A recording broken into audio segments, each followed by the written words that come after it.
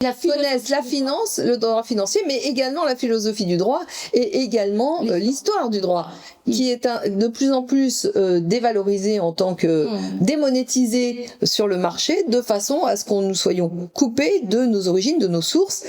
de façon à ne plus comprendre à quoi sert un juriste dans une organisation sociale. À partir du moment où nous avons renoncé à notre rôle, à notre fonction et à notre droit historique et à notre façon historique de le concevoir,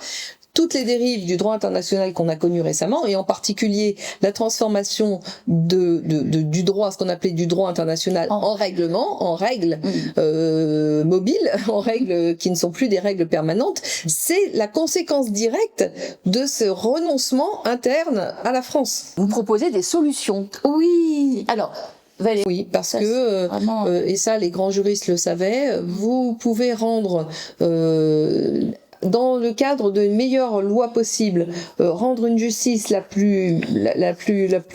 juste possible, et arriver à des injustices terribles parce que les situations sont difficilement gérables et parce que les règles ne peuvent pas répondre à, même si elles sont largement édictées et bien intelligentes comme elles l'étaient il y a quelques centaines d'années, même dans ce cas-là, la justice peut devenir injuste, et ça c'est contraire à l'ordre social. Donc il est important de créer une cour d'équité, mais j'insiste beaucoup, les décisions d'équité ne devront pas être collectées de façon à éviter les dérives qui ont eu lieu en droit anglo-saxon avec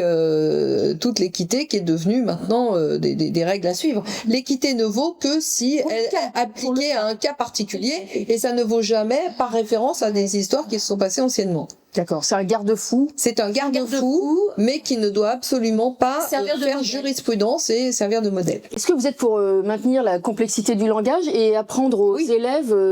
multiplier la complexité, parce que tous les enjeux actuels de cette globalisation et de la plutocratie est justement de simplifier à outrance le langage, de façon à ce qu'on ne puisse plus maîtriser les subtilités de la vie et des contextes de la vie.